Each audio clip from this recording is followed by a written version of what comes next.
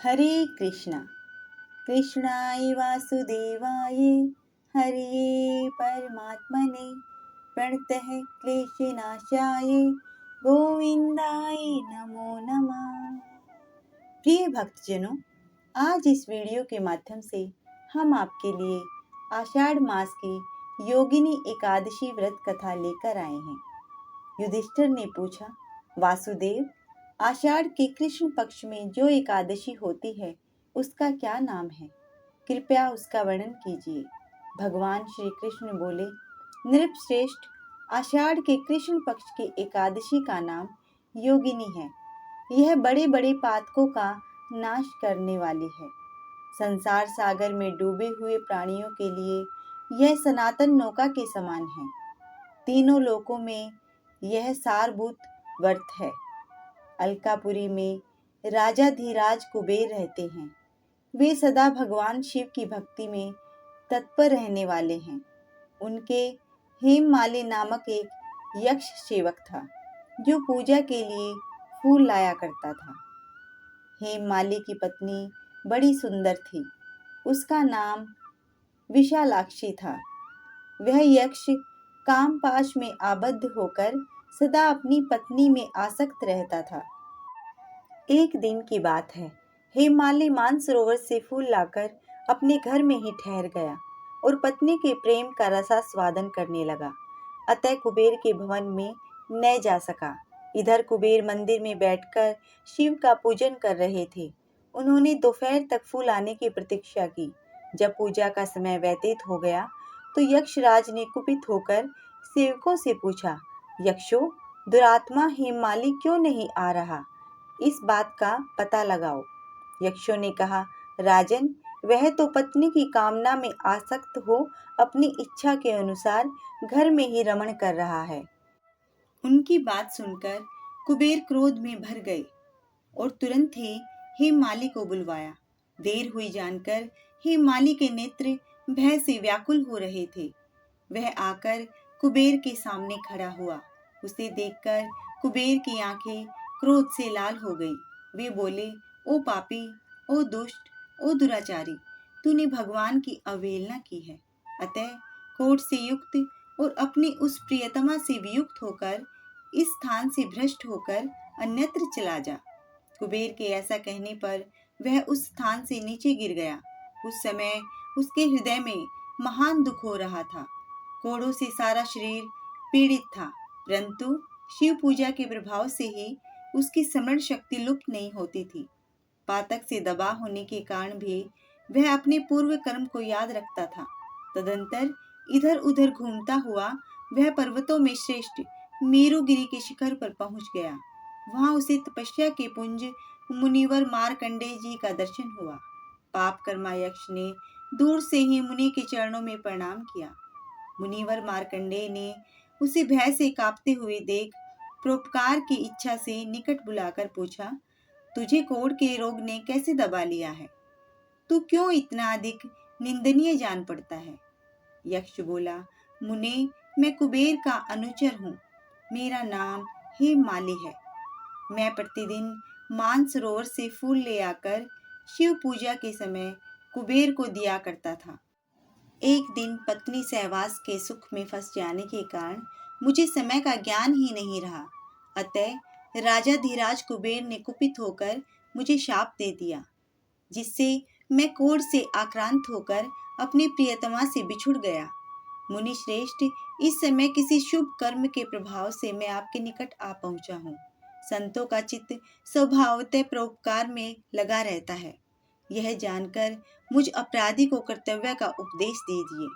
मार्कंडेय जी ने कहा, तुमने यहाँ सच्ची बात कही है, असत्य भाषण नहीं किया है, इसलिए मैं तुम्हें कल्याणप्रद व्रत का उपदेश करता हूँ। तुम आषाढ़ के कृष्ण पक्ष में योगिनी एकादशी का व्रत करो। इस व्रत के पुण्य से तुम्हारी कोढ़ निश्चय ही दूर हो जाएगी। भगवान श्री कृष्ण कहते हैं, ऋषि के ये वचन सुनकर हेममाली दंड की भांति मुनि के चरणों में गिर पड़ा। मुनि ने उसे उठाया, इससे उसको बड़ा हर्ष हुआ। मार्कंडेय जी के उपदेश से उसने योगिनी एकादशी का व्रत किया, जिससे उसके शरीर की कोढ़ दूर हो गई। मुनि के कथनानुसार उस उत्तम व्रत का अनुष्ठान करने पर वह पूर्ण सुखी हो गया। नृपश्रेष्ठ, यह योगिनी का व्रत ऐसा ही बताया गया है। जो 88,000 ब्राह्मणों को भोजन कराता है, उसके समान ही फल उस मनुष्य को भी मिलता है जो योगिनी एकादशी का व्रत करता है। योगिनी महान पापों को शांत करने वाली और महान पुण्य फल देने वाली है। इसके पढ़ने और सुनने से मनुष्य सब पापों से मुक्त हो जाता है। एकादशी माता की आरती। ओम जय एकादशी माता, मैया जय जय एकादशी माता। विष्णु पूजा व्रत को धारण कर शक्ति मुक्ति पाता। ओम जय एकादशी माता। तेरे नाम के नाम देवी भक्ति प्रदान करनी। गण गौरव की देनी माता, शास्त्रों में वरिणी। ओम जय एकादशी माता। मार्गशीर्ष के कृष्ण पक्ष की उत्पन्ना, विश्वतारिणी जन्मी। शुक्ल पक्ष में हुई मोक्षदा, मुक्तिदाता बन आई। ओम जय एकादशी माता। पोष के कृष्ण पक्ष की सफला नामक है। शुक्ल पक्ष में हुई पुत्रदा, आनंद अधिक रहे। ओम जय एकादशी माता। नाम षट तेला माघ मास में कृष्ण पक्ष आवे।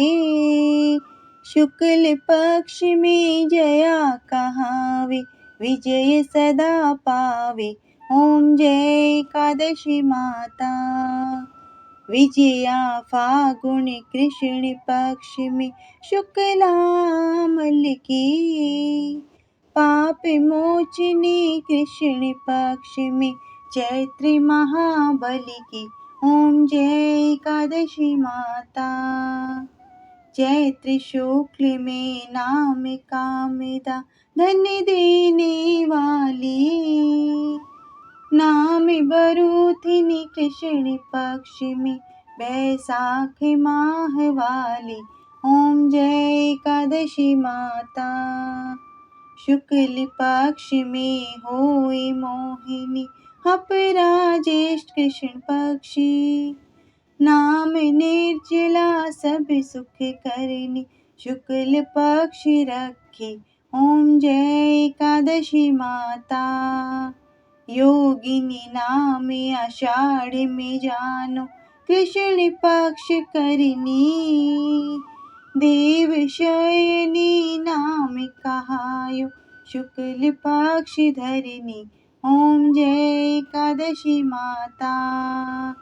कामिका श्रावण मास में आवे, कृष्ण पक्ष कहिए। श्रावण शुक्ला होए पवित्रा, आनंद से रहिए। ओम जय एकादशी माता। अजा भाद्रपद कृष्ण पक्ष की प्रियवर्तनी शुक्ला। इंदिरा आश्विन कृष्ण पक्ष में व्रत से भव सागर निकला। ओम जय एकादशी माता। पापा कुशा है शुक्ल पक्ष में आप हर निहारी। रमा मास कार्तिक में आवे, सुखदायक भारी। ओम जय एकादशी माता। देव तथा ने शुक्ल पक्ष की दुख नाशक मैया। पावन मास में करो विनती, पार करो नैया। ओम जय एकादशी माता। परमा कृष्ण पक्ष में होती जन मंगल करनी। शुक्ल मास में हुई पद्मिनी, दुख दारिद्र्य हरिणी। ओम जय एकादशी माता। जो कोई आरती एकादशी की भक्ति सहित गावे, जिन गुरु देता स्वर्ग का वासा, निश्चय वह पावे। ओम जय एकादशी माता। बोलो एकादशी माता की जय। श्री हरि विष्णु की जय। आप सभी श्रोताओं से नम्र निवेदन है, यदि आपको कथा अच्छी लगी हो तो वीडियो को लाइक करें, शेयर करें, चैनल को सब्सक्राइब करें। धन्यवाद।